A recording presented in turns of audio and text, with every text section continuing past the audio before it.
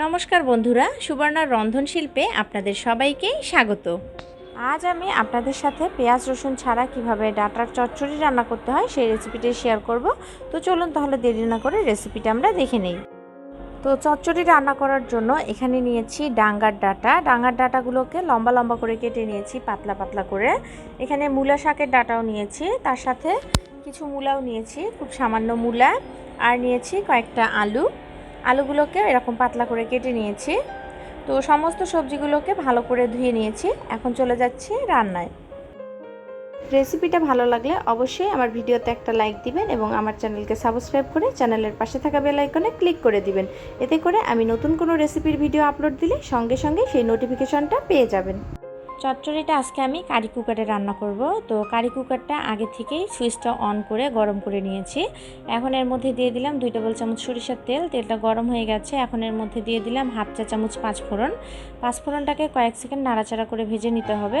যখন দেখবেন পাঁচফোড়ন থেকে সুন্দর একটা ফোড়নের সুগন্ধ বেরোতে শুরু করেছে, ঠিক সেই পর্যায়ে এর মধ্যে দিয়ে দিলাম কয়েকটা ফালি করা কাঁচামরিচ। ঝালটা আপনারা নিজেদের টেস্ট অনুযায়ী দিবেন। এরপরে এর মধ্যে সবজিগুলোকে দিয়ে দিচ্ছি। এখন এটাকে কিছুক্ষণ নাড়াচাড়া করে নিতে হবে। এরপর এটাকে ঢাকা দিয়ে দিচ্ছি। 2-3 মিনিট ঢাকা দিয়ে এটাকে কিছুক্ষণ রান্না করে নেওয়ার পরে ঢাকনাটা খুলে নিলাম এবং আরও 2 থেকে 3 মিনিটের মতো এটাকে নাড়াচাড়া করে নিয়ে এর মধ্যে দিয়ে দিচ্ছি লবণ। এখানে আমি হাফ চা চামচ লবণ দিয়েছি, লবণটা আপনারা টেস্ট অনুযায়ী দিবেন। এরপরে এর মধ্যে দিয়ে দিচ্ছি হাফ চা চামচ হলুদের গুঁড়া, 1 চা চামচ জিরার গুঁড়া দিয়ে দিচ্ছি, আর দিয়ে দিচ্ছি চা চামচের 2 চা চামচ সরিষা বাটা। এখানে আমি কালো এবং হলুদ সরিষা মিক্স করে বেটে নিয়েছি। এখন এই সমস্ত মশলাগুলোকে সবজির সাথে আরও 2 থেকে 3 মিনিটের মতো ভেজে নিতে হবে।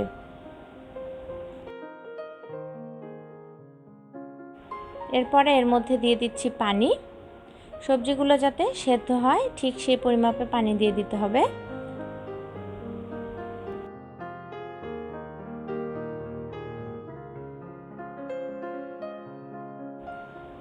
তো এখন এটাকে ঢাকা দিয়ে দিচ্ছি এবং মাঝে একবার ঢাকনা খুলে এটাকে নেড়ে দিব।